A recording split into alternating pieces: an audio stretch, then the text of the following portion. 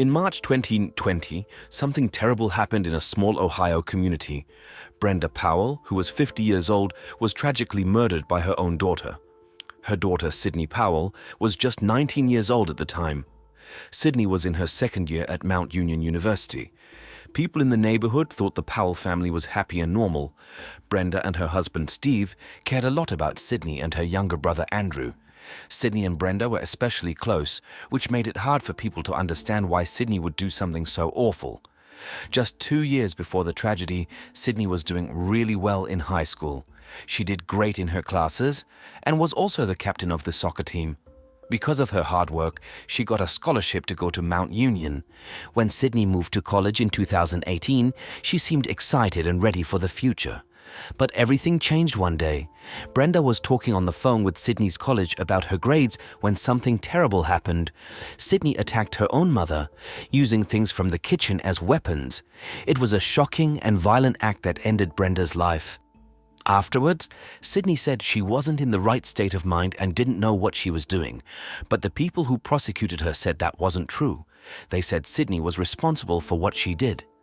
In the days following the tragic event, the Powell family's once bright future turned into a dark cloud of sorrow and confusion. Neighbors who had known the family for years couldn't believe what had happened. They remembered seeing Brenda and Sydney together, laughing and chatting as they went about their daily routines. Now, the image of their happy family was shattered, replaced by the grim reality of Brenda's untimely death and Sydney's involvement. As the details of the incident emerged, so did the questions. How could a loving daughter commit such a violent act against her own mother? What could have driven Sydney to such extreme measures? Friends and acquaintances searched their memories for signs of trouble, but for many, Sydney's actions seemed completely out of character. The legal proceedings that followed only added to the community's sense of disbelief. Sydney's defense team argued that she was not in her right mind at the time of the attack, citing temporary insanity and delusions. However, prosecutors countered that Sydney's actions were premeditated and deliberate, pointing to evidence of mounting tension and frustration in the Powell household. As the case unfolded in court, emotions ran high. Brenda's family and friends struggled to come to terms with their loss, while Sydney's loved ones grappled with conflicting feelings of shock, disbelief, and loyalty. In the end, the tragedy served as a stark reminder of the fragility of life and the complexities of the human mind. Sydney's actions during the horrific crime showed that she was aware of what she was doing. This left everyone, her family, friends, and the larger community, deeply shocked and grappling with the senseless loss of Brenda Powell. People wondered if Sydney was truly disconnected from reality when she attacked her mother. The crime shook the entire neighborhood, and new shocking details emerged as police investigated. Detectives were still trying to understand why Sydney would do such a thing. When Sydney first arrived at Mount Union University in August 2018, she was excited to start college.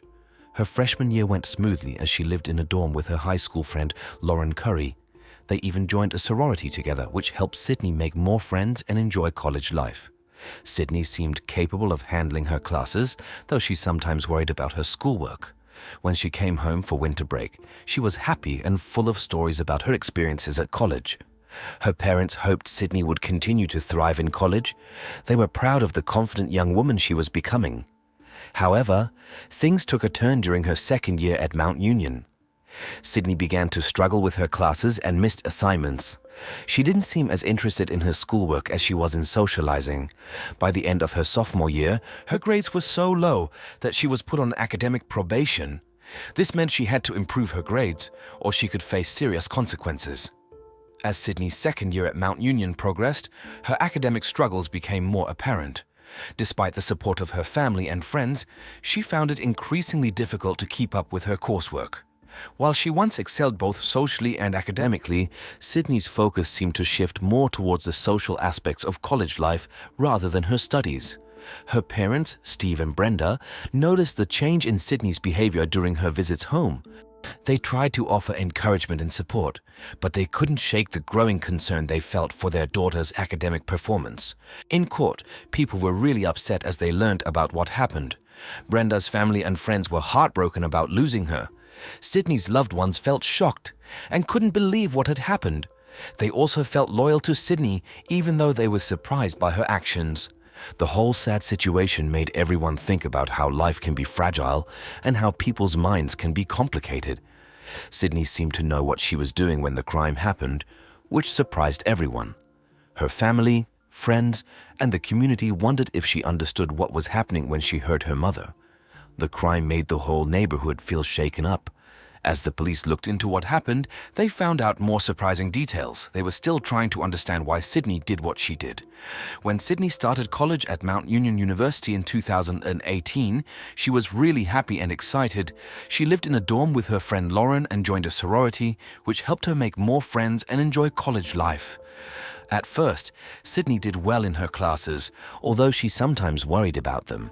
When she came home for winter break, she had lots of stories to share about her college experiences. Her parents were hopeful that Sydney would keep doing well in college. They were proud of how confident she was becoming. But during her second year, things started to change. Sydney began having trouble with her classes and missing assignments. She seemed more interested in hanging out with friends than focusing on her studies. By the end of her sophomore year, her grades were so low that she was put on academic probation. This meant she had to improve her grades or face serious consequences. As Sydney's second year went on, her struggles with school became more obvious. Even though her family and friends tried to help her, she found it harder to keep up with her classes. Before, she used to do well both socially and academically, but now she was more focused on making friends than on studying. Her parents, Steve and Brenda, noticed these changes when Sydney visited home.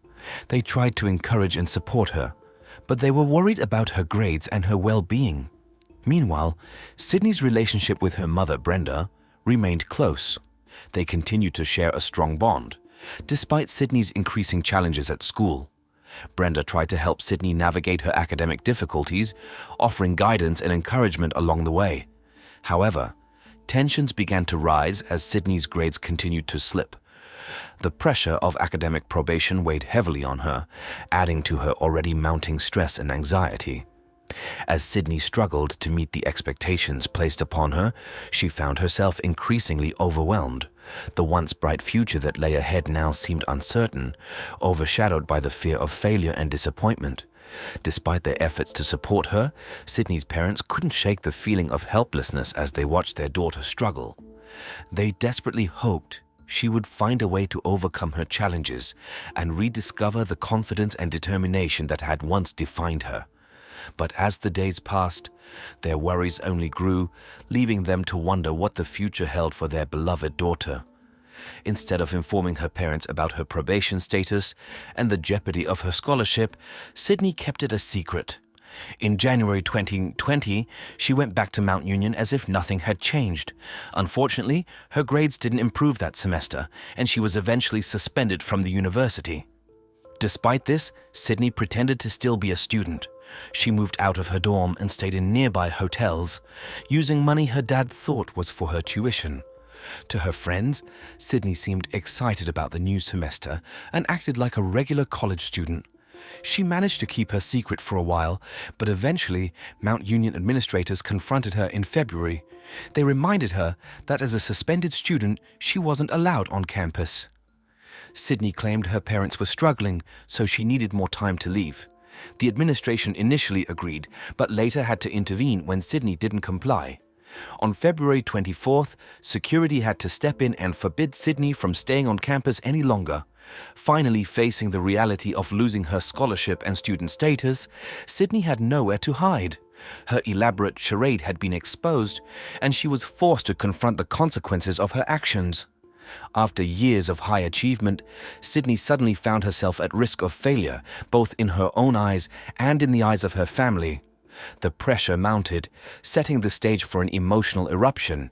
During the investigation, it was revealed through transcripts that Sydney had not enrolled in classes for the spring semester, further confirming the extent of her deception. Meetings with university officials ensued, leading to Sydney being confronted about her continued presence on campus despite her suspended status. Following Sydney's confrontation with university officials, the realization of her predicament began to sink in. The weight of her deception and the looming consequences pressed heavily upon her. She had built her identity around academic success and the facade of being a model student, and now it was all unraveling before her eyes. As she grappled with the impending loss of her scholarship and student status, Sydney faced a profound internal struggle. The expectations of her family, the disappointment she felt in herself, and the fear of what the future held weighed heavily on her mind. She had worked so hard to maintain the illusion of perfection, only to find herself exposed and vulnerable. In the days that followed, Sydney retreated into a state of isolation, wrestling with feelings of shame, regret, and uncertainty. The once vibrant and confident young woman now found herself adrift in a sea of doubt and self-recrimination. Her parents, too, were left reeling from the revelation of Sydney's deceit.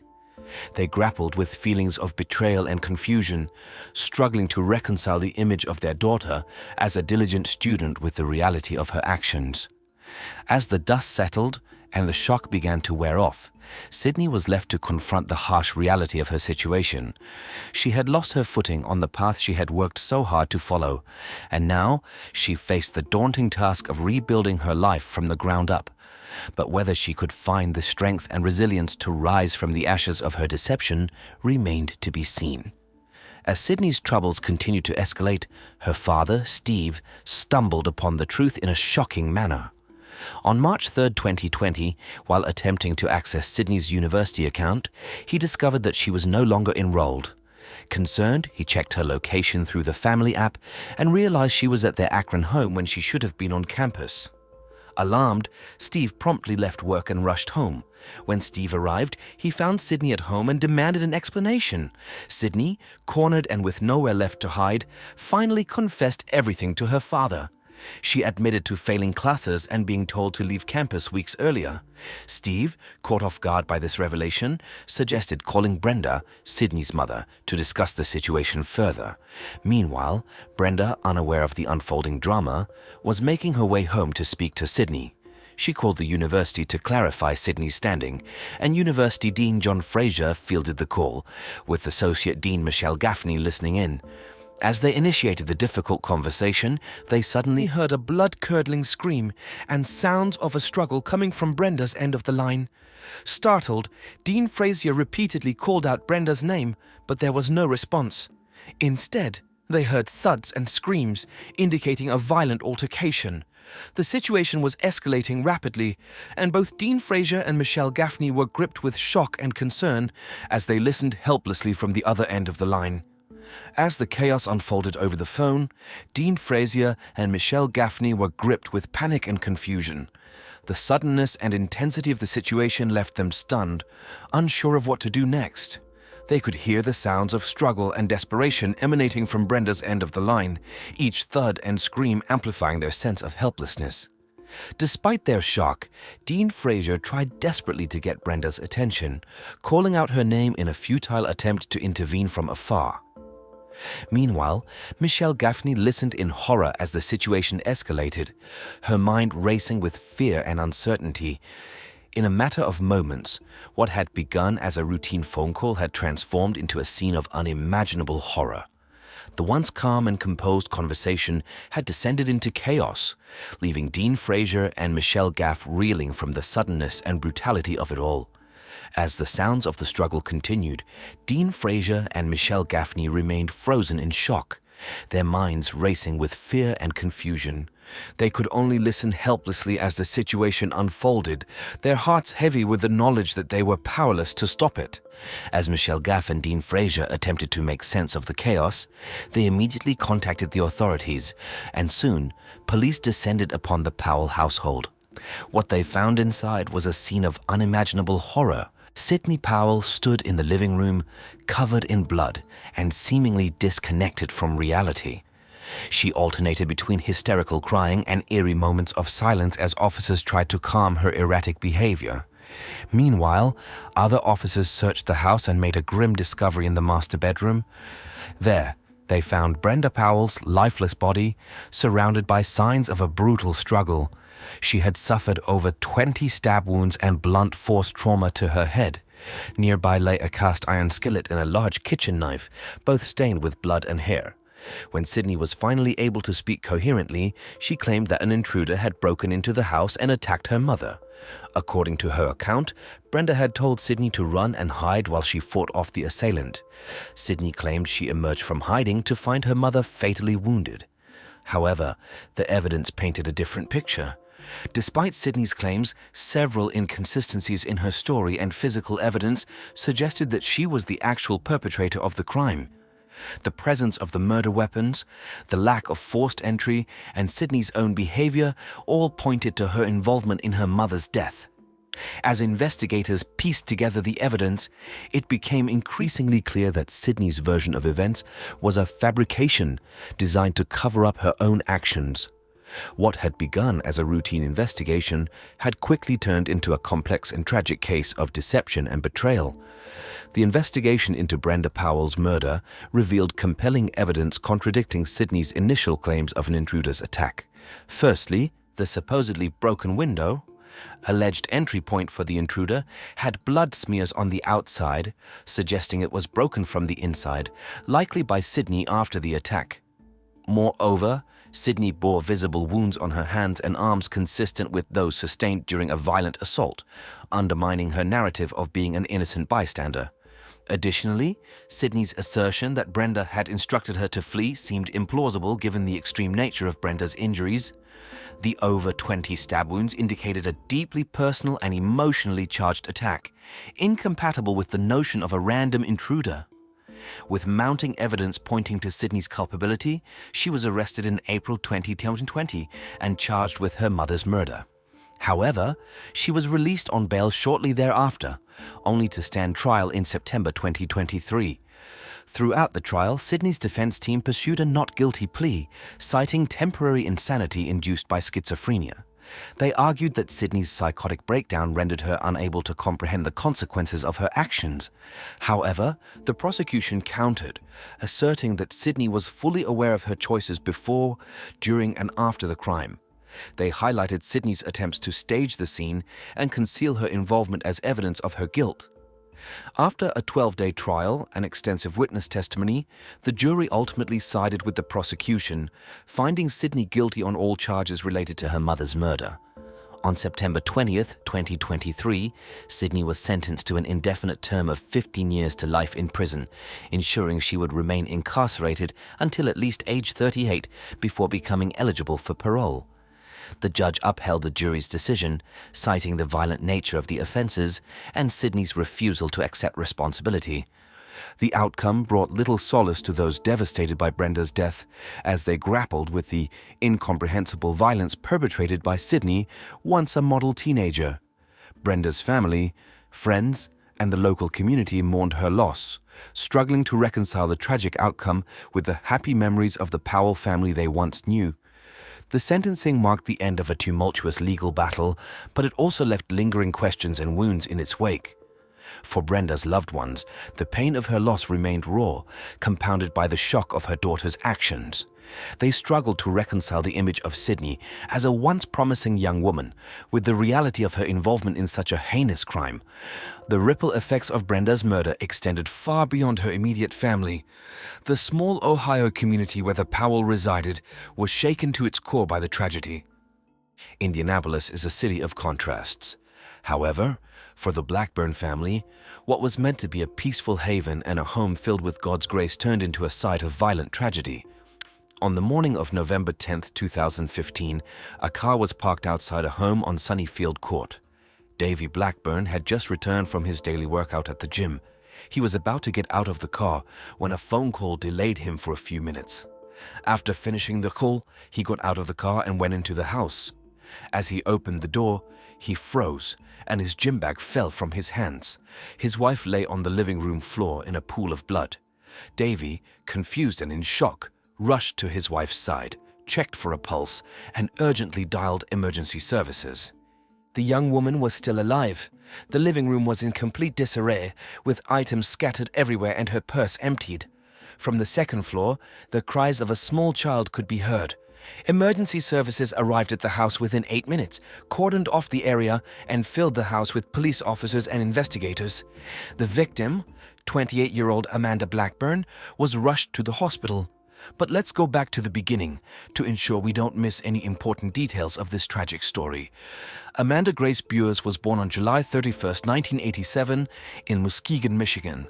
She attended school in Indianapolis, Indiana, until her family moved to Elkhart in 1995. Amanda graduated from Elkhart Christian Academy in 2006, and by 2008, she earned an associate's degree from Pensacola Christian College in Pensacola, Florida. Amanda grew up in a deeply religious family where Christianity and the power of God's Word were paramount.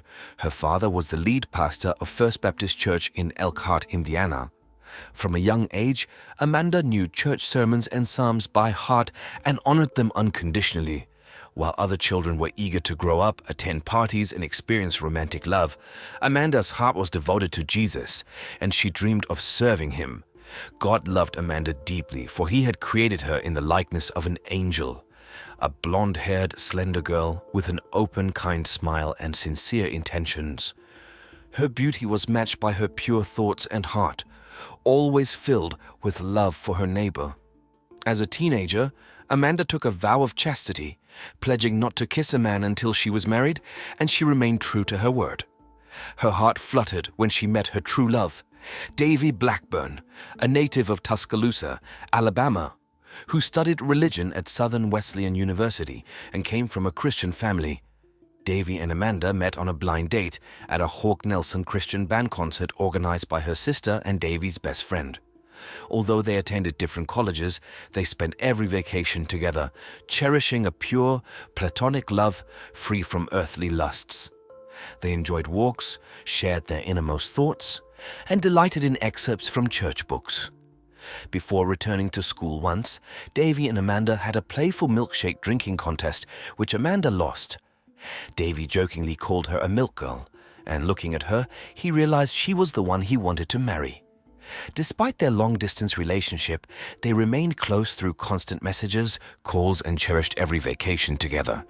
Their respect for the sanctity of their relationship led them to visit a psychologist to learn how to communicate effectively. On August 1, 2008, Amanda and Davy Blackburn were married. After the wedding, Davy told friends that their first kiss confirmed a special bond ordained by God. For the first 4 years of their marriage, the Blackburns lived in South Carolina, where Davy served as an associate pastor at New Spring Church under Pastor Perry Nogle. However, Davy desired more and proposed moving to Indianapolis to start a new church for youth. Initially reluctant to leave her family, Amanda eventually agreed, believing that God had significant plans for them. In 2012, the Blackburns moved to Indianapolis to plant an independent, high-profile church on the north side. Their religious organization focused on young people, featuring weekly videos on their website about relationship advice, conflict resolution, and biblical perspectives on intimate relationships. In 2014, the family welcomed their firstborn child, Weston Blackburn. They enjoyed a happy life in a comfortable home on a quiet street with a fulfilling job at their church, which attracted many young followers. However, the Blackburns' perfect harmony was shattered on November 10, 2015. Ambulance crews arrived at their residence in the 2800 block of Sunnyfield Court around 8 a.m. Amanda, who was pregnant, was rushed to the hospital and placed on a ventilator, undergoing resuscitative measures. Tragically, Amanda passed away the next day, along with her unborn baby girl, who was named Evie Grace. Her death prompted an outpouring of sympathy and prayers on social media for an extended period. As friends, family members, and strangers mourned Amanda with public posts, on November 11th, the day she was officially declared dead, Davy released an official statement. He said that Amanda had made it her life's calling to love and serve everyone she knew, and her mission was to know Jesus as her personal savior and to share him with multitudes. He believed that through her death and legacy, more people would come to a saving faith in Christ. Davy expressed certainty that Amanda wanted him to continue the work they had started in Indy, affirming his belief that God would turn their tragedy into triumph and that the best was yet to come. The murder of the pregnant woman was a devastating blow not only to her Orthodox family, but also a shock to the entire state. People demanded justice for Amanda and her unborn child, insisting that the perpetrator be found and punished. In his first interview after the incident, Davy Blackburn recounted finding Amanda injured and unconscious on the living room floor. She was partially naked, with her underwear lying nearby, and was lying in a pool of blood, face down. Davy told investigators that he had left the house around 6 a.m. to go to the fitness center, leaving the door unlocked as he usually did. It's unclear if locking the door would have deterred the criminals, but it would have made it harder for them to enter the house so easily, possibly giving Amanda time to contact emergency services. The attack left Amanda with 3 gunshot wounds, one of which was to the head. No arrests were made in the days immediately following the crime, but police quickly determined that Davy Blackburn was not involved. During the trial, Davy Blackburn's testimony was supplemented by that of Scott Floyd, the first emergency medical paramedic from the Indianapolis Fire Department who arrived at the home after Davy's 911 call. Scott testified that Davy was outside at the end of the driveway with bloody hands when they arrived and appeared very calm. Davy reportedly did not understand what had happened to Amanda, claiming she was lying on the floor and he could not wake her up. He stated that he had come home from the gym around 7:30 a.m. and continued his phone call with his friend Kenneth Wagner in the driveway, occasionally peeking through the front door window to check on baby Weston. He said he finished his call, entered the house at 8:10 a.m. and found Amanda lying face down on the floor. He thought she was sick or unconscious and called emergency services at 8:22 a.m., taking 12 minutes to make the call. In an emergency, 12 minutes is a long time. Davy repeatedly said he thought something had gone wrong with the pregnancy and that Amanda might have gotten dizzy and fallen. However, questions arose about why he did not notice the brain matter about 5 feet away from her body. Emergency room Dr. Scott Floyd testified that the blood on Amanda's head was coagulated, leading him to believe that the gunshot wound had occurred a couple of hours earlier. However, these details were not made public in the trial transcripts. Davy was asked if he had called anyone else after calling 911. He said he had called his father. Defense attorneys did not cross-examine Davy Blackburn, and authorities corroborated his story with surveillance footage from the gym, clearing him as a suspect. An autopsy conducted on November 12th revealed that Amanda had suffered a gunshot wound to the back of her head, a gunshot wound to her lower left arm that penetrated her biceps, and a through-and-through gunshot wound to her upper back. Additionally, she had multiple scratches on her left cheek, a split lip, and a knocked-out lower tooth, indicating a possible struggle with her attacker. A thorough investigation was launched, including examining CCTV footage from nearby streets and interviewing neighbors and acquaintances. A neighbor reported hearing gunshots about 35 minutes after Davy left the house. Another neighbor, Reginald Townsell, expressed shock, stating that their street was not the type of neighborhood where such a shooting could occur, and that the Blackburns didn't deserve this tragedy. The neighbors regarded the Blackburn family as wonderful and truly loving people. Based on Amanda's injuries and the missing bank cards and MacBook bag, the initial theory was robbery. Police determined that on the morning of November 10, 2015, several emergency calls reported home invasions at nearby homes. Around 5:20 a.m., one woman reported waking up to find her cell phone, laptop, purse and keys missing, along with her car from the parking lot. The sliding glass door to her apartment was open.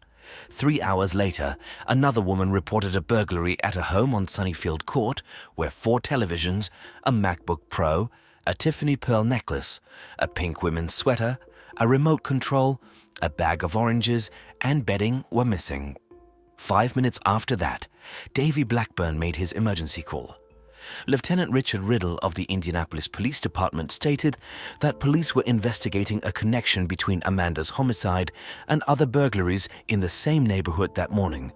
While police kept many details of the investigation confidential, they released images of possible suspects from one of the burglarized homes, asking the public for assistance in identifying them.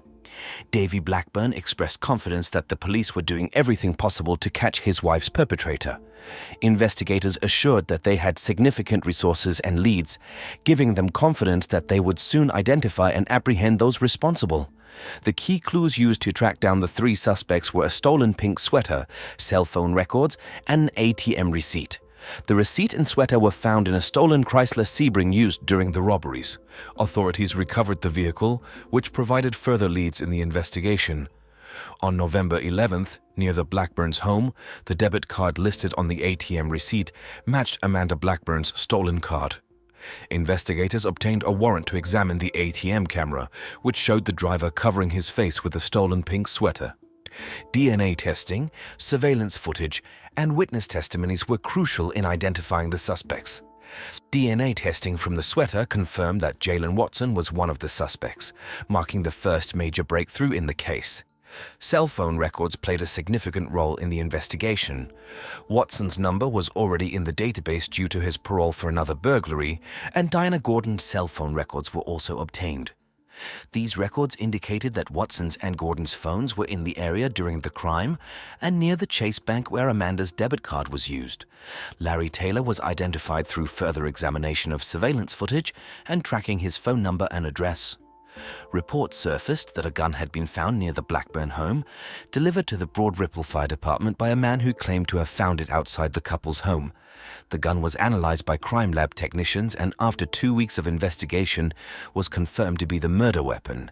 Police charged 18-year-old Larry Taylor and 21-year-old Jaylen Watson with Amanda Blackburn's murder.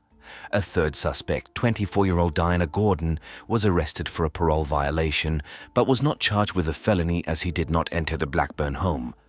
When questioned, Larry Taylor admitted to shooting Amanda twice, claiming she jumped on him and he didn't want her to scratch him. He then leaned over her body, shot her in the back of the head, and watched her bleed to death. The criminal trio had initially come to rob the Blackburn house, believing it to be an easy target as the front door was left unlocked when Davy went to the gym. Inside, they confronted Amanda. To keep her out of the way, Taylor hit her with a gun. Watson and Gordon, seeing the situation, decided to leave with the bank cards they had stolen earlier. They attempted to withdraw $500 from one ATM unsuccessfully, but managed to get $1,400 from another, where they were caught on CCTV. They then drove back to the Blackburn house to pick up Taylor. During their absence, Amanda regained consciousness and lunged at Taylor, leading to a struggle. Taylor tackled her and afterwards put the stolen debit cards in the car of an accomplice who had gone to an ATM. Upon returning, Taylor admitted to shooting Amanda. Court documents revealed that the Blackburn home was the third target of the November 10th crime spree by Taylor, Watson, and Gordon. In the first break-in, they stole a laptop, wallet, and car while the resident was asleep inside the home. They discovered they were being recorded by a video camera but simply moved on. The group drove to another home, broke in through a patio window, and stole 4 televisions, a laptop, jewelry, a bag of oranges, and a pink sweater, which eventually helped police identify them. Court documents outlined the evidence police collected against the suspects.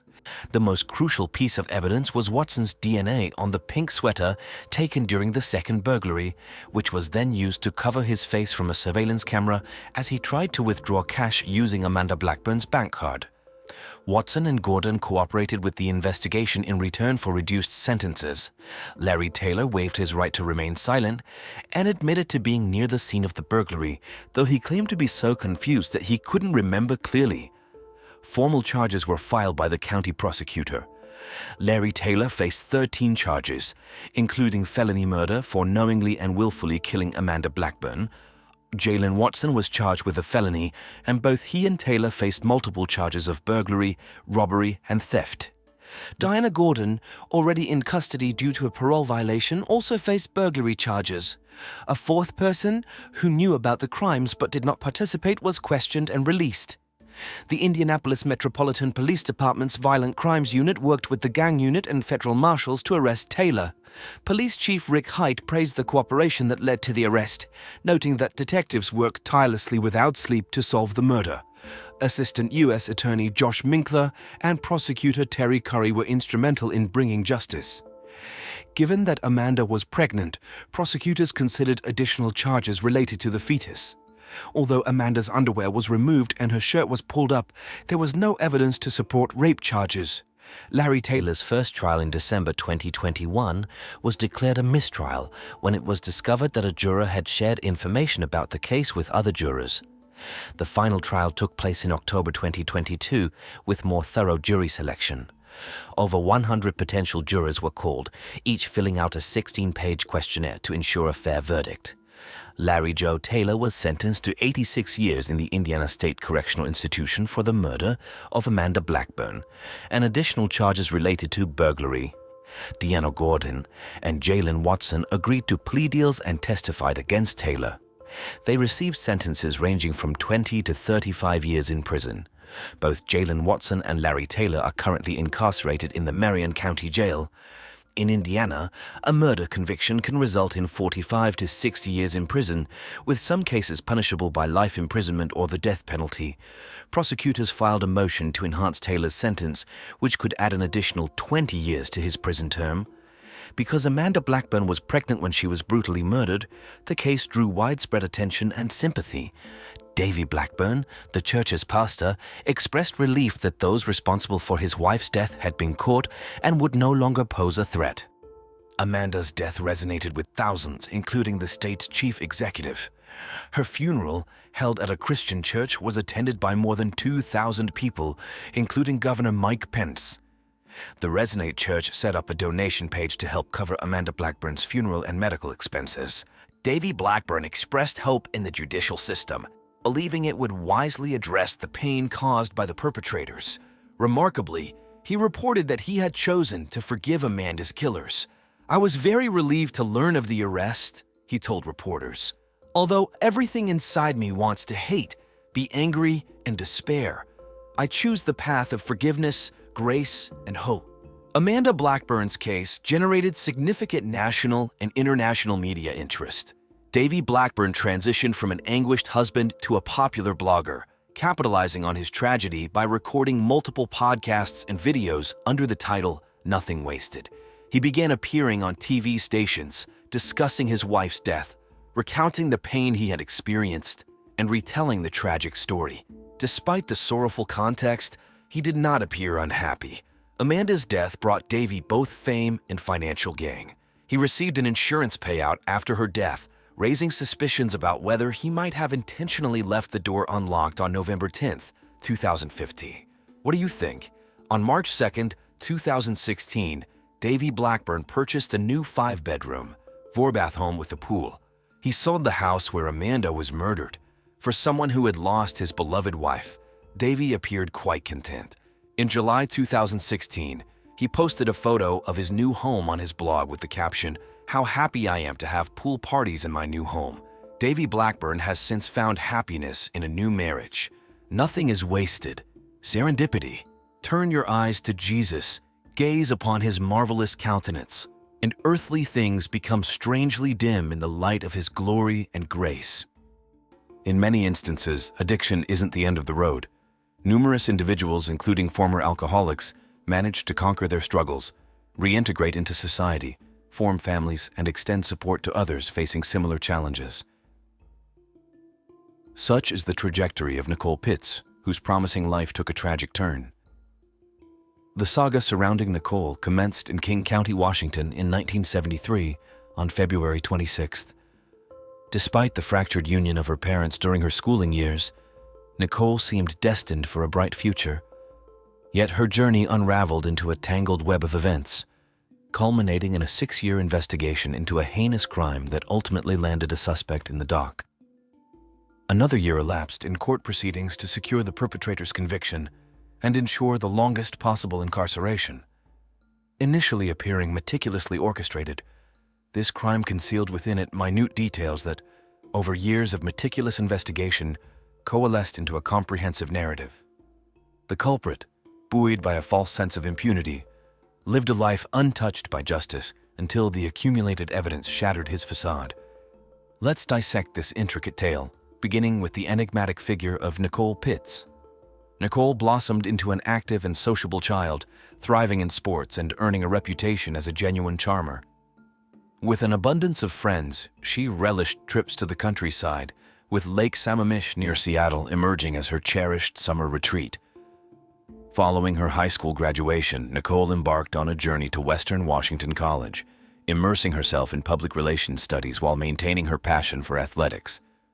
Simultaneously, she leveraged her fitness prowess by securing a position as a trainer at a local sports club.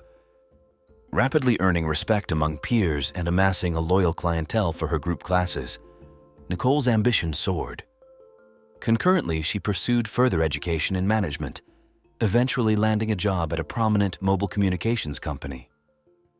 Outwardly affable and always ready to lend a hand, Nicole concealed a profound struggle behind her facade of well-being. The trauma of her parents' divorce during her formative years inflicted deep wounds on her psyche. Coupled with a rebellious streak and the allure of negative influences, Nicole sought solace in alcohol, spiraling into a debilitating addiction that persisted for years, eroding her physical and mental well-being. Amidst her tumultuous battle, Nicole's mother, Gail, a flight attendant with a demanding schedule, initially remained unaware of her daughter's plight. Living with her elderly grandmother, Nicole's clandestine struggle escaped immediate notice. However, upon discovery, Gail, despite her own challenges, rallied to support her daughter. Together, they embarked on a journey of therapy and Alcoholics Anonymous meetings, Gail's partner, Rod, standing steadfast in his encouragement, treating Nicole as his own, believing fervently in her ability to overcome her affliction. Nicole approached therapy with dedication, attending every session and swiftly conquering her addiction. Nonetheless, the toll of alcohol on her health was significant. She developed severe pancreatic issues, necessitating surgery. Moreover, the early onset of alcohol abuse detrimentally impacted her reproductive health, rendering her unable to conceive. In the mid-90s, having emerged from the shadows of addiction and embracing sobriety, Nicole crossed paths with her future husband, David. At the time, she had just commenced her role as a coach at a sports club, where David, a tall and dashing regular attendee, caught her eye. Their mutual attraction blossomed into a romance, undeterred by the 4-year age gap between them. For nearly 8 years, they nurtured their relationship until tying the knot in 2002, opting for a simple yet elegant ceremony in Hawaii, attended solely by their closest confidants. The newlyweds settled in the serene town of Linwood, Washington, embarking on their shared journey together. After purchasing their own house, Nicole and David gradually settled into a comfortable routine. Nicole, known for her sociable and amiable nature, quickly forged friendships and fostered warm relationships with their neighbors. Her fondness for animals led to the adoption of several dogs, channeling her maternal instincts toward caring for her beloved pets, given her inability to have children. According to neighbors, David and Nicole epitomized the ideal married couple, often seen together, walking their dogs and exuding happiness. Nicole's culinary prowess added to their domestic bliss, delighting David with her delectable home-cooked meals and impressing guests with her culinary creations. However, in 2006, just days before her 33rd birthday, Nicole mysteriously vanished. Her absence raised immediate concern when she failed to attend the AA Society meeting, where she served as a leader and inspiration. Likewise, her absence from work alarmed colleagues. As the day wore on without any contact, Gail, Nicole's mother, grew increasingly worried, unable to reach her daughter. David, although aware of a disagreement with Nicole the day before, initially attributed her absence to lingering resentment. Consequently, he delayed reaching out until evening to reconcile. As the evening progressed with no sign of Nicole's return and her phone remaining unanswered, the family's anxiety intensified. Despite their pleas, the police initially dismissed their concerns, citing Nicole's status as an adult and the brief duration since her disappearance. However, when Nicole failed to reappear and remained unreachable the following day, authorities finally initiated a search, commencing from the couple's residence, where Nicole was last seen. Despite thorough investigation, no clues or anomalies were discovered at Nicole's residence, suggesting neither foul play nor signs of abduction. Coupled with the absence of her personal vehicle, hinted at a voluntary departure with no intention of returning, two plausible scenarios emerged. The first speculated that Nicole, following a marital dispute, chose to leave or stage her absence to unsettle her husband. The second, posited by Nicole's peers in the alcohol addiction support group, suggested a relapse after years of sobriety, fueled by the misuse of potent painkillers prescribed for a back injury. Evidence supporting this theory included Nicole's recent consumption of excessive pain medication, potentially leading to a transition from prescribed drugs to alcohol. The most distressing conjecture, however, implied Nicole's demise, as she failed to communicate any updates about her whereabouts. Despite the grim possibilities, Nicole's family clung to hope, refusing to accept the worst-case scenario and remaining optimistic about her safe return. Nicole's mother and stepfather refused to wait for the police's standard procedures and took immediate action, launching their own search efforts. They utilized social media platforms to mobilize community assistance, urging people to provide any relevant information about their missing daughter's whereabouts. Without hesitation, they boarded the first flight to Linwood, where they commenced their personal search, distributing flyers adorned with Nicole's photos and interviewing individuals who knew her personally. Concurrently, law enforcement scoured the area not only for Nicole but also for her vehicle, attempting to reconstruct its potential route on the day of her disappearance. However, as time passed, hope of Nicole's safe return dwindled, culminating in a tragic revelation a few days later. During a routine morning jog, a man stumbled upon the mutilated body of a young woman in a local park. The grim discovery prompted immediate notification to the authorities, who swiftly dispatched forensic experts to the scene. Upon arrival, investigators discerned evidence suggesting a violent crime, as the victim's naked body bore signs of severe physical trauma. The absence of clothing and the presence of numerous injuries indicated a brutal assault, with asphyxiation identified as the cause of death. With grim certainty, law enforcement confirmed the grim reality.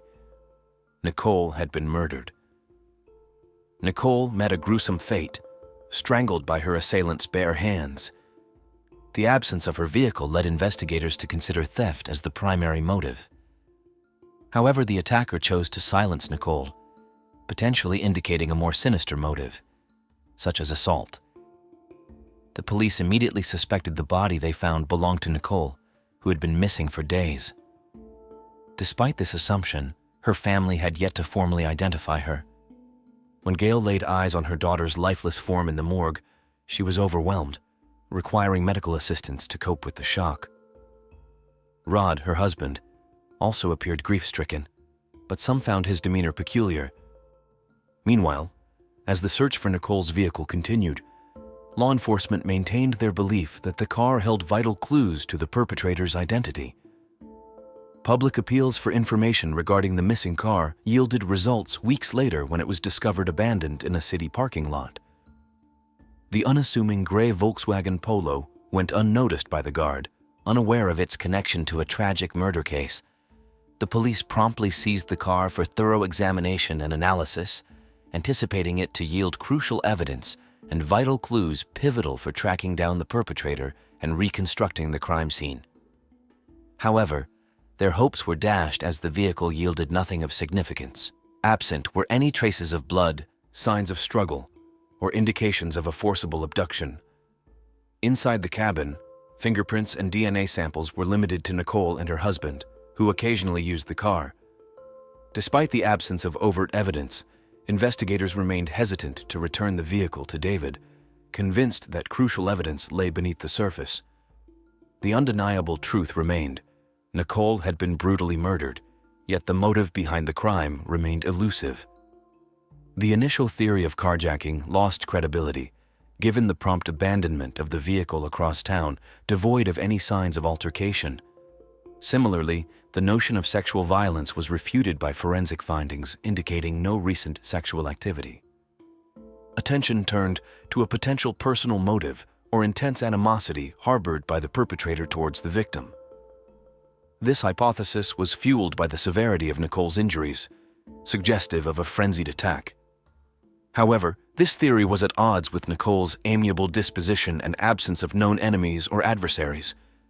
The investigation thus faced a perplexing conundrum. grappling with the mystery of a heinous crime committed against a seemingly unassuming and benevolent individual. This perplexing case seemed destined to languish unsolved, with the investigation yielding no new leads or avenues for pursuing the culprit after nearly a year. The circumstances surrounding the abandonment of the car in the sparsely populated parking lot added to the mystery, exacerbated by the absence of surveillance footage in the vicinity. A peculiar detail emerged. The driver of the car appeared significantly taller and larger than the victim, suggesting the involvement of an unidentified individual. Adding to the intrigue, the case was shrouded in secrecy, with authorities withholding vital information from the victim's family, leaving them in the dark regarding the progress of the investigation. Fragmentary updates provided little clarity, such as the revelation that Nicole's bank card had been used at a remote gas station following her disappearance. Yet the footage obtained remained enigmatic. Desperate for answers and frustrated by the lack of progress, Nicole's parents took matters into their own hands, engaging a private detective to conduct an independent inquiry. Offering a substantial reward of $10,000 initially, later increased to $35,000, they sought to incentivize anyone with pertinent information to come forward. Despite their efforts, the case remained stagnant, with David's initial interest in the investigation waning after the first 6 months. Subsequently, David gradually distanced himself, ceasing communication with his in-laws and eventually remarrying, even fathering a child. This revelation dealt a heavy blow to Gail, compounded by David's constant reproach regarding her daughter's inability to conceive. Struggling with grief, Gail voiced suspicions toward her son-in-law, yet many dismissed her accusations as rooted in resentment. The police likewise seemed to disregard such conjectures entirely. An unexpected turn in the case emerged 6 years later, when David was apprehended as the prime suspect, shocking many who had followed the investigation. However, Nicole's family and friends had harbored suspicions about him from the outset, openly discussing their doubts throughout the lengthy inquiry.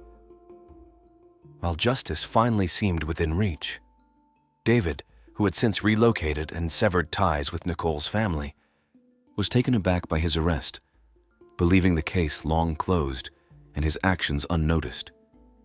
Maintaining his innocence, David agreed to undergo a polygraph test, which he failed miserably. Despite initial suspicions, the police lacked concrete evidence against him. To avoid spooking the culprit into hiding, they refrained from aggressive tactics, instead meticulously gathering evidence over the years to ensure a just outcome. David's belief in his foolproof crime crumbled as investigators scrutinized each anomaly, starting with surveillance footage from the gas station where Nicole's card had been used after her death. The surveillance footage indicated a man resembling David using Nicole's card, although obscured by a headdress and dark glasses, rendering positive identification impossible. Despite its limitations, this footage was included in the case file. Another anomaly was the absence of Nicole's wedding ring, initially presumed stolen. However, it was discovered within her home, contradicting theft suspicions. During the investigation, a dental mouth guard was found in Nicole's mouth, a recent prescription to alleviate teeth grinding caused by nervousness. This detail suggested that she was killed while asleep in her own bed, explaining the absence of clothing, lack of resistance marks, and the pristine condition of her body. Additionally, Nicole's lack of makeup, which she habitually applied before leaving the house, supported this theory. Regarding the mouth guard, it was possible that David simply forgot about it, given Nicole's recent use of it. Furthermore, analysis of the driver's seat position in the abandoned car revealed anthropometric data consistent with David's. Moreover, only David and Nicole's fingerprints were found inside the vehicle, further implicating him in the investigation. If a third person had been present in the cabin, their traces would have been evident. Even if this individual had attempted to erase any evidence, it would likely have erased traces and prints of the car's owners as well. Additionally, a crucial discovery was facilitated by advancements in technology. Following the crime, the perpetrator utilized the victim's phone multiple times across various locations in the city. Remarkably, signals from David's phone coincided with these instances. Further scrutiny revealed that David harbored motives within the facade of their seemingly perfect family. While Nicole diligently balanced studies, dual employment, and aiding those battling addiction, her husband led a considerably idle lifestyle. David's transient employment history, frequent socializing in bars and clubs, often at the expense of his wife's earnings, exacerbated their financial strain. Despite Nicole's efforts to encourage David to seek help for his addiction by attending AA meetings, his dismissive attitude persisted. Compounding matters, David engaged in systematic infidelity, propositioning Nicole to join him in his liaisons, all of which she vehemently rejected. On one occasion, David even attempted to coerce her by getting her intoxicated. Gail, fully aware of the distress within her daughter's marriage, urged her to reconsider her situation. Despite Gail's interventions, the horrors within the family persisted. As the financial strain worsened, Nicole's attempts to steer David towards rehabilitation were met with ridicule and scorn. Furthermore, David's persistent infidelity and manipulative behavior only exacerbated their marital discord. However, she resisted taking this step because of her love for him and her hope that David would change. Yet following Nicole's mysterious death, her husband swiftly pursued a substantial insurance payout and promptly initiated a new relationship. It was later uncovered that several months prior to the tragedy, David had been unfaithful with a woman named Jane, frequenting bars and clubs with her while Nicole was preoccupied with work or studies. Just before Nicole's birthday, David brazenly brought his mistress to their home, where they were unexpectedly discovered by Nicole upon her return. This incident sparked a heated family argument, prompting Nicole to confide in her mother, with whom she shared a close relationship. Suspicions initially fell on her son-in-law, but law enforcement deemed the evidence insufficient to warrant his arrest. Consequently, the case was classified and the family was left in the dark regarding any progress in the investigation. Over time, their hope for justice dwindled.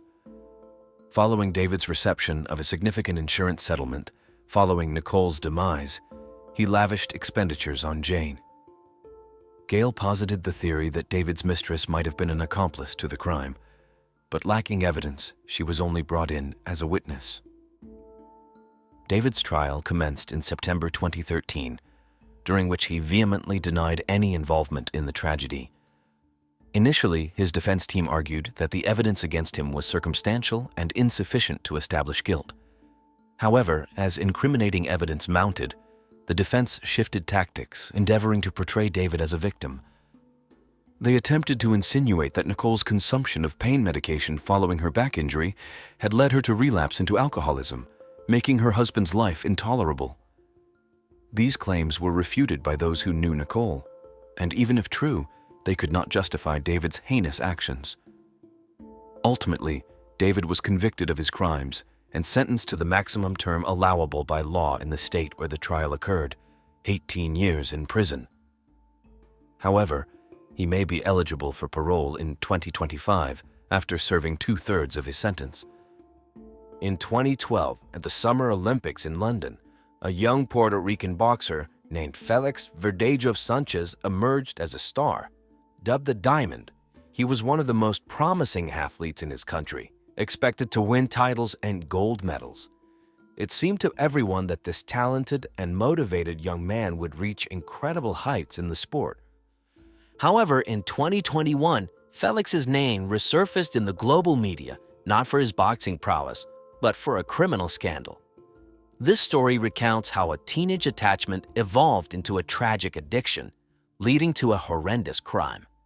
It also details how Felix, once lauded and promoted by two-time Olympic champion Vasyl Lomachenko as the author of the main knockout of 2014, narrowly escaped the death sentence but was ultimately sentenced to life in prison. Remarkably, despite irrefutable evidence and the confession of an accomplice, Felix continues to plead not guilty to this day. Felix's journey began in San Juan, Puerto Rico, where he was born on May 19, 1993. He grew up in a modest, large family and initially aspired to be a baseball player. His path changed due to a serendipitous event at age 9. During a visit from a family friend and his son, Felix got into a fight. The incident prompted his father to suggest that if Felix wanted to fight, he should do so in a boxing ring. Felix was taken to a local gym, and from his first training session, he fell in love with boxing. At 16, he won the Pan American Junior Championships. The following year, he became his country's champion and soon after competed in the London Olympics, reaching the quarterfinals. His professional career started that same year, during which he had 29 fights, winning 27 convincingly.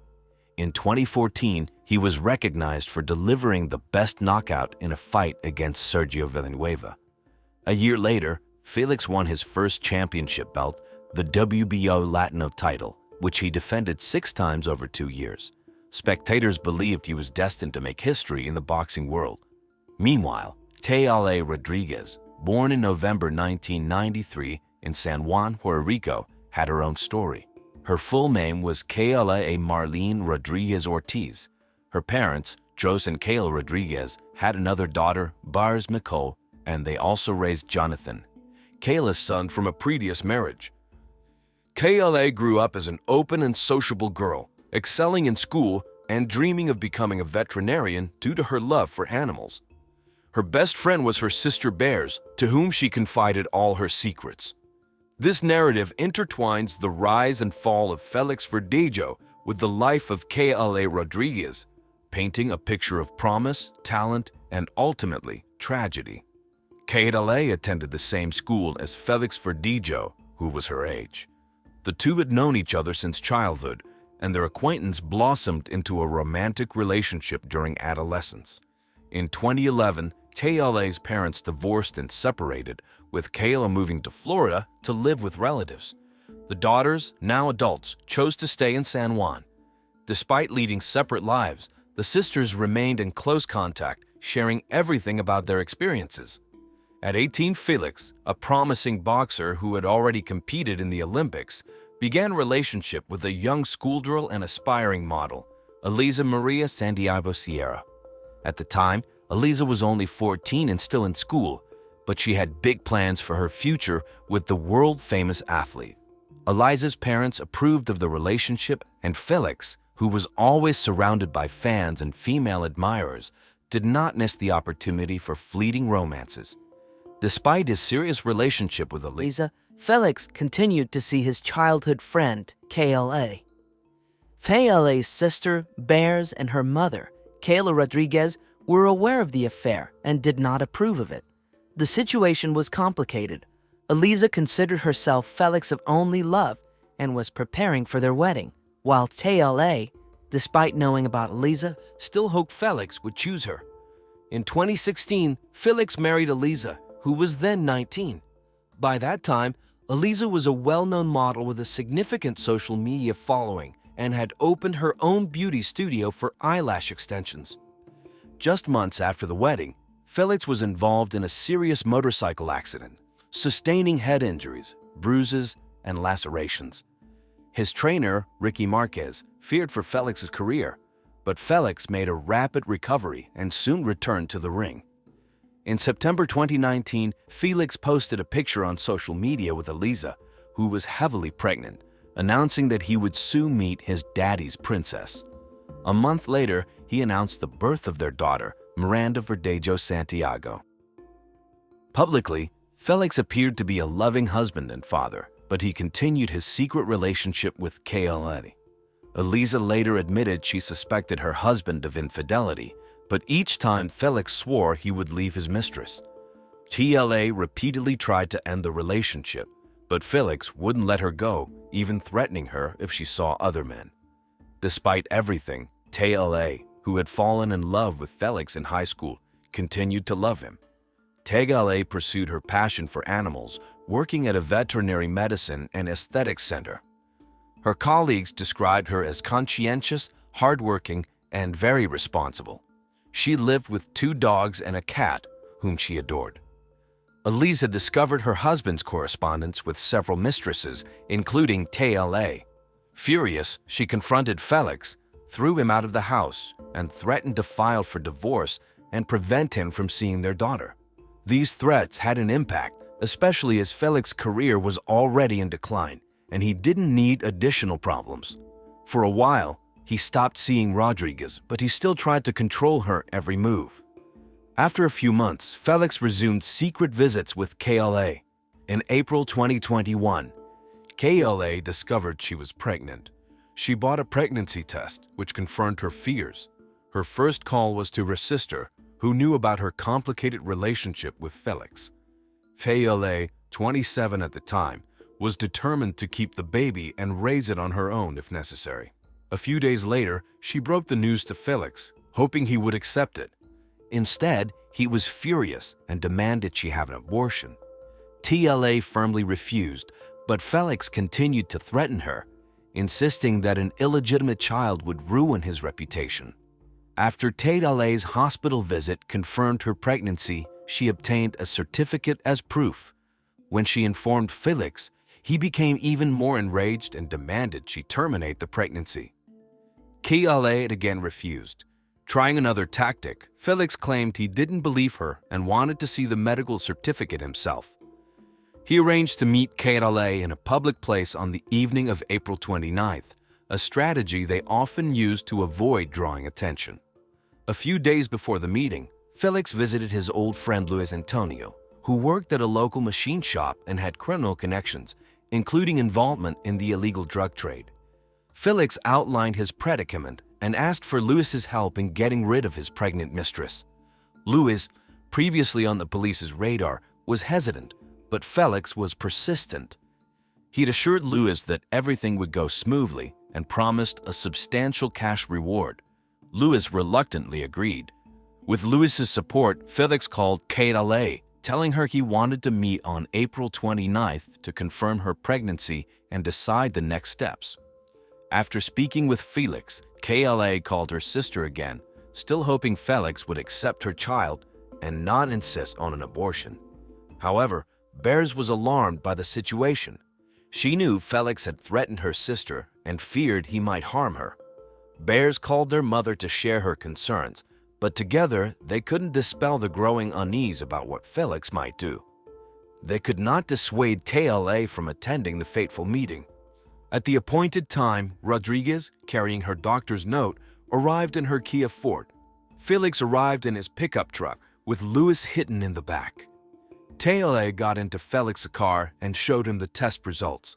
Felix once again urged her to terminate the pregnancy, but KLA, in tears, refused.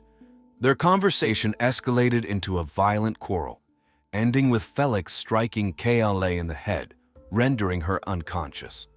While KLA was unconscious, Felix retrieved the syringe filled with illegal substances supplied by Luis and hidden in the glove compartment and injected her. Together, they moved KLA to the back of the truck, where they had prepared pieces of wire and a concrete block. They tied her up, attached the block, and covered her with a tarp to avoid detection. Felix then drove his pickup truck while Luis took the wheel of KLA's car, and they headed to the bridge over the San Jose Lagoon. Ensuring no one was around, they threw KLA, still alive, into the water. To eliminate any chance of survival, they fired several shots at her. The next day, KLA's co-workers were alarmed when she didn't show up at the Veterinary Medicine and Aesthetics Center. Known for her responsibility, KLA would never miss work without notifying anyone. Unable to reach her by phone, they contacted her sister Bears. After multiple failed attempts to reach KLA, Bears went to her house. Using a spare key, she entered and found only the hungry animals, which had been unfit for almost 24 hours. Realizing something terrible had happened, Bears called their mother and then the police, reporting her suspicions and the threats against her sister. She also called Felix, who claimed he had spent the previous evening and night at home with his family. KLA's mother took the first flight from Florida to San Juan, fearing that Felix might have taken KLA to a private clinic for an abortion without her consent. She couldn't bear to think that KLA might be dead. The initial investigation involved questioning neighbors and coworkers, but they hadn't noticed anything unusual. Simultaneously, messages about KLA's disappearance were posted on social media, asking anyone with information to come forward. The case quickly gained widespread attention. especially when it became known that the missing girl had been in a long-term relationship with a famous athlete. The combination of public interest and the high-profile nature of the case led to increased scrutiny. Law enforcement officials intensified their efforts, interviewing more individuals and piecing together the events leading up to TLA's disappearance. Felix's involvement, despite his initial denials, became more suspicious with each passing day. The once promising athlete's downfall was now inexorably linked to the tragic fate of KLA Rodriguez. And public figures attended the funeral, turning it into a significant event that highlighted the issue of gender violence. Reporters were eager to interview any member of Rodriguez's family who did not hold back their suspicions and blamed Felix for the incident. On April 30th, TLA's car was found abandoned on the east side of the city, with her documents and personal belongings inside. There were no signs of struggle, giving a faint hope of finding her alive. However, on May 1st, a passerby saw a strange shape resembling a human body in the shallow waters of the San Jose Lagoon. The police soon recovered the body of a young woman believed to be KLA. The Rodriguez family, who arrived to identify the body, held on to hope until the last moment, but their hopes were shattered when they recognized KLA by a distinctive tattoo on her arm. News of the gruesome discovery caused public outrage, leading to spontaneous rallies demanding justice. On the same day, Felix was detained and taken in for questioning. Despite his categorical denial of involvement and his claim that he was at home with his family on the night of KLA's disappearance, Felix was released as there was initially no concrete evidence to charge him. One of the key witnesses was Felix's legal wife, who admitted during the first interrogation that she was aware of his affair with KLA, but only learned about the pregnancy then. Furthermore, she did not confirm Felix's alibi, stating he was not at home on the night of the murder. Investigators checked traffic surveillance footage and discovered Felix's pickup truck and KLA's car traveling together on the way to the bridge. KLA's car was clearly not driven by her. On the same day, Felix's car was seized for examination, and they found hair belonging to KLA in the vehicle. Luis, the accomplice, surrendered to the police, promising to tell the whole truth in exchange for a reduced sentence. Felix was taken into custody again, but he refused to cooperate, denied his guilt, and did not answer questions, despite the mounting evidence. A firearm registered to Felix, which he used to shoot KLA from the bridge, was seized. Additionally, cell phone records confirmed that Felix, Luis, and KLA were at the same location on the night of the murder. KLA's final farewell took place on May 8th, and the funeral was broadcast nationwide, serving as a call for justice and a reminder of the issue of gender violence. Her coffin was brought to the cemetery in a white carriage, over which white flower petals were thrown from the air. Many notable Puerto Rican figures, including celebrities and athletes, attended the funeral, turning it into a poignant and powerful event that demanded accountability and sought to raise awareness about violence against women. Politicians and public figures have spoken out about the high-profile incident.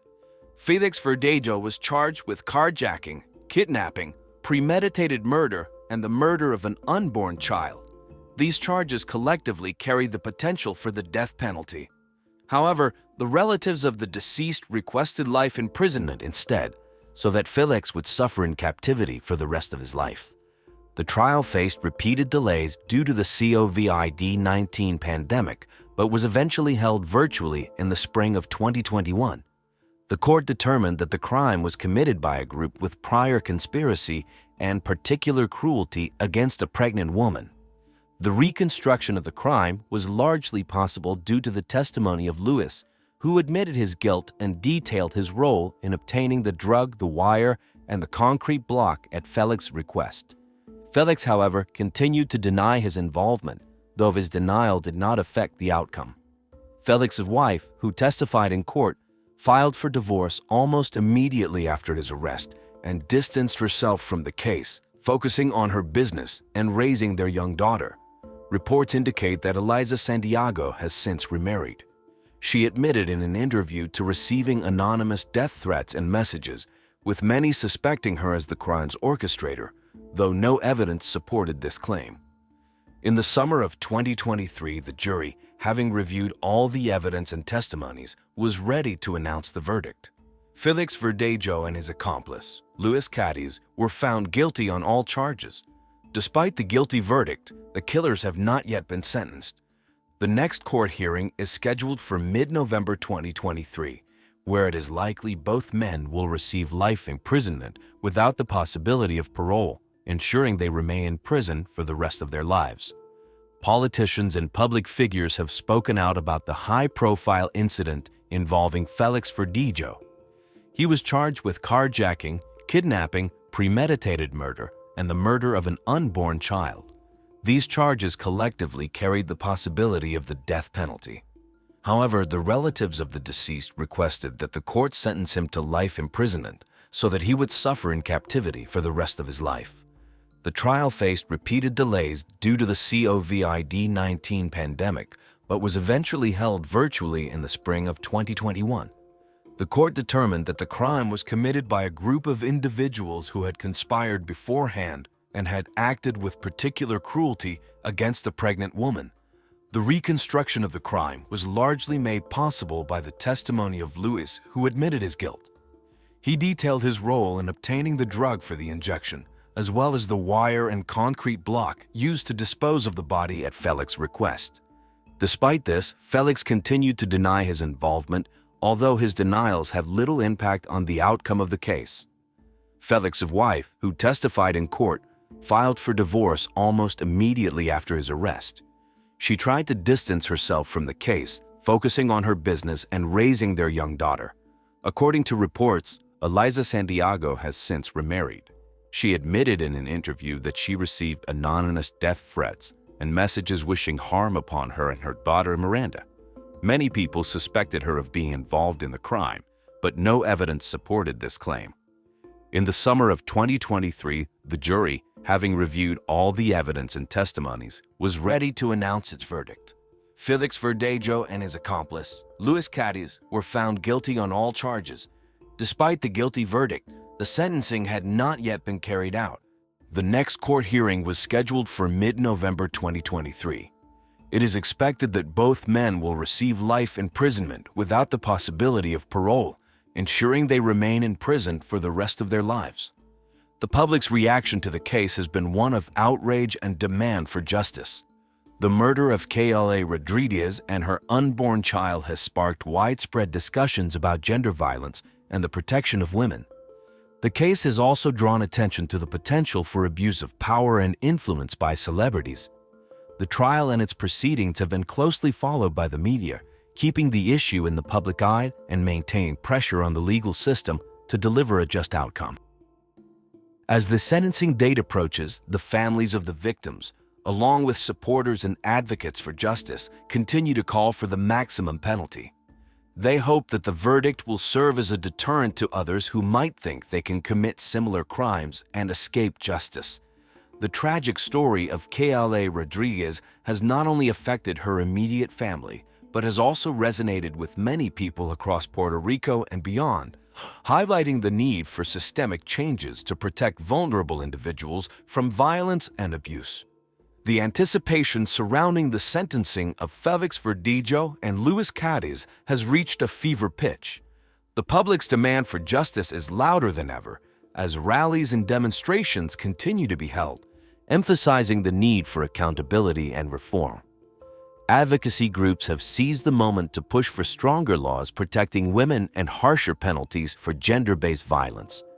As the date for the sentencing approaches, Felix's former wife, Eliza Santiago, remains under intense scrutiny. Despite her efforts to distance herself from the crime, public suspicion has not entirely dissipated. She maintains her innocence and focuses on rebuilding her life, but the shadow of the case looms large. Her remarriage and attempts to move on are met with mixed reactions, as some sympathize with her plight while others remain skeptical. On the other hand, Kayla Rodriguez's family continues to grapple with their loss. They have become vocal advocates against domestic violence, hoping to turn their tragedy into a catalyst for change. Their heartbreak has been compounded by the slow pace of justice, but they remain resolute in their fight for KLA's memory. Her sister, Barized, has been particularly active, giving interviews and participating in public forums to raise awareness about the dangers of abusive relationships and the importance of early intervention. The trial has also put a spotlight on the systemic issues within the legal and criminal justice system. Critics argue that the delays and initial mishandling of the investigation reflect broader problems that need to be addressed. Calls for police reform and better support for victims of domestic abuse have gained momentum, with legislators promising to introduce new measures to ensure that such cases are handled more effectively in the future. As the legal proceedings continue, the case remains a significant point of discussion in Puerto Rico and beyond. Media coverage has been relentless, with updates on every development, keeping the story alive in the public consciousness. The outcome of the trial is seen as a litmus test for the justice system's ability to hold powerful individuals accountable for their actions.